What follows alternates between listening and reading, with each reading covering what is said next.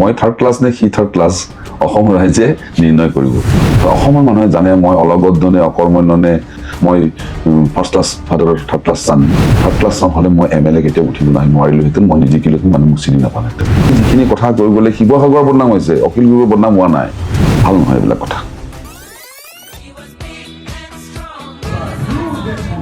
তেজপুৰখনত আমি নিজে দেখিছোঁ যে যিজন বিধায়ক হ'ল সেই বিধায়কজন ক'বলৈ গ'লে অসম বিধানসভাৰে এজন অত্যন্ত নিষ্কম্মা বিধায়ক বোলো পৃথ্বীৰাজ দাস হ'ল third class son of a first class man এগৰাকী প্ৰথম শ্ৰেণীৰ ব্যক্তিৰ তৃতীয় শ্ৰেণীৰ পুত্ৰ ব্যৱহাৰ ভাল নকৰে কোনো ধৰণৰ ৰাজহুৱা কাম কাজত গুৰুত্ব প্ৰদান নকৰে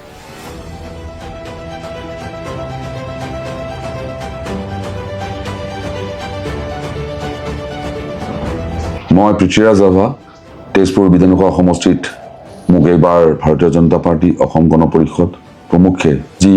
ৰাজনৈতিক দলৰ আমি মিত্ৰজোঁট আছে সেই মিত্ৰজোঁটৰ ফালৰ পৰা মোক তেজপুৰ সমষ্টিত বিধায়ক হিচাপে মনোনীত কৰিছে আৰু মই নিৰ্বাচন প্ৰচাৰত আগবাঢ়ি গৈ আছোঁ যোৱা এই 5টা বছৰত বিধায়ক হিচাপে তেজপুৰত মই যি কাম হাতত লৈছিলোঁ কামবিলাক কিছুমান সমাপ্ত হৈছে কিছুমান সমাপ্ত হোৱা নাই মই ক্লাছ 4-5ত থাকোঁতে তেজপুৰত এখন ষ্টেডিয়াম হ'ব বুলি কৈছিলে আৰু 2021 চনত মই ষ্টেডিয়াম হোৱা নেদেখিলোঁ কিছুমানলৈকে 21 চনত মই বিধায়ক হোৱাৰ পিছত মই ষ্টেডিয়ামৰ কাম সম্পূৰ্ণ কৰিছোঁ আৰু এইবাৰ নিৰ্বাচনৰ পিছতে মাননীয় মুখ্যমন্ত্ৰী ডাঙৰীয়াক আনি আমি এই ষ্টেডিয়ামখন আমি উদ্বোধন কৰিম অগ্নিগড়ত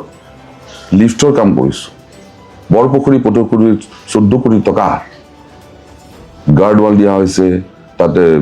ফেন্সিং দিয়া হৈছে গ্ৰিল দিয়া হৈছে লাইট দিয়া হৈছে তেজপুৰ সৌন্দৰ্য বৰ্ধনৰ কাৰণে 1000 মানুহ বহিব পৰা এটা অডিটৰিয়াম বনাই আছোঁ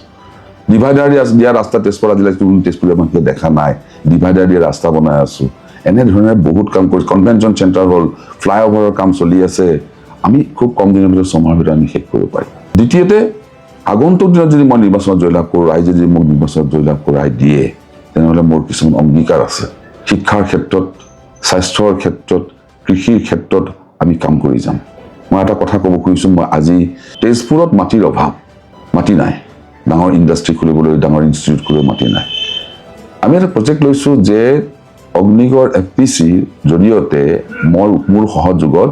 আমি লিচু পুলি ৰুম তেজপুৰৰ লিচু বিখ্যাত বুলি সকলোৱে জানে আৰু লিচু পুলি আমি প্ৰতি মানুহৰ ঘৰত দুডালকৈ লিচু দিম 10,000 পৰিয়ালক লিচু দিম আৰু 10,000 পৰিয়াল দুডালকৈ লিচু দিলে 20,000 পুলি হ'ব এইটো কোনোবা অনুমান কৰিব পাৰে নহয় নাজানো আমি যদি এবিঘা মাটিত 15ডালকৈ লিচু গছ লগাওঁ তেনেহ'লে 20,000 পুলিয়ে প্ৰায় 1400 বিঘা মাটি কাভাৰ কৰিব কিছুমানে কয় ফৰেনত যায় কোনো ফৰেনত নাযায় এই কেইডালমান লিচু গছ আছে খাবলৈ ভাল পদ্মনাথ গোহাঁইবুঢ়া ডাঙৰীয়া যেতিয়া তেজপুৰ মিউনিচিপালিটিৰ চেয়াৰমেন আছিল সেইখিনি সময়ত বম্বেৰ পৰা লিচু পুলি আনি লগাইছিলে ব্ৰিটিছৰ সৈতে লগ লাগি আৰু সেই লিচুকে আমি খাই পেলাই বাহাদুৰি মাৰি আছোঁ গতিকে এনেধৰণৰ প্ৰজেক্ট আমি লৈছোঁ যিবিলাক প্ৰজেক্টে সেই মানুহ ঘৰৰ যাৰ ঘৰত দুডাল লিচু গছ দিম এটা সময়ত সেই মানুহ ঘৰত এই লিচু পুলি দুডালে 1 লাখ 2 লাখ টকা উপাৰ্জন কৰি বছৰত দেখুৱাব লিচু পুলি লোৱাটো বিল্ডিঙৰ নিচিনা দেখা নাপায় এইটো সুপ্ত কাম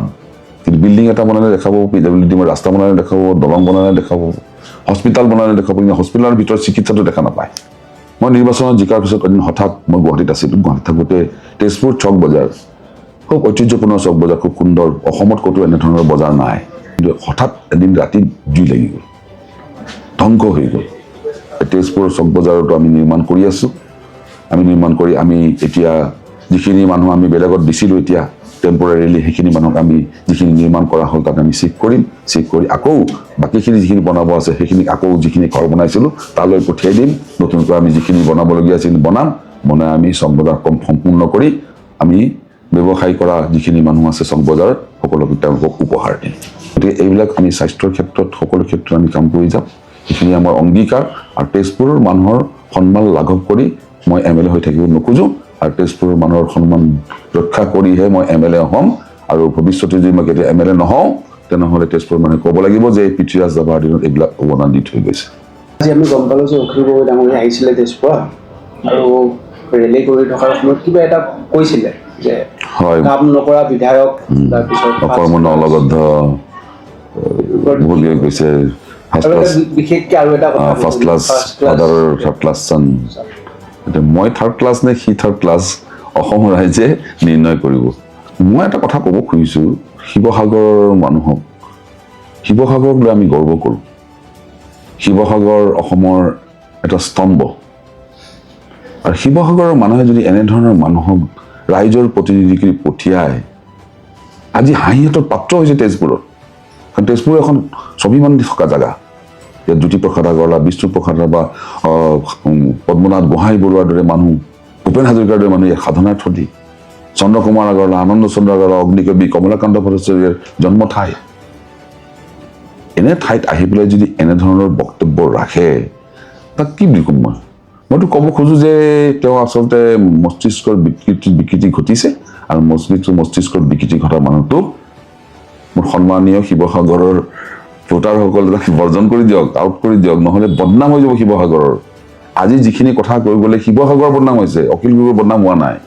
কাৰণ অখিল গগৈ শিৱসাগৰৰ প্ৰতিনিধি হিচাপে তেওঁ 5টা বছৰ কাল MLA হৈ কটাইছে, আকৌ MLA হ'বলৈ গৈ আছে। ভাল নহয় এইবিলাক কথা।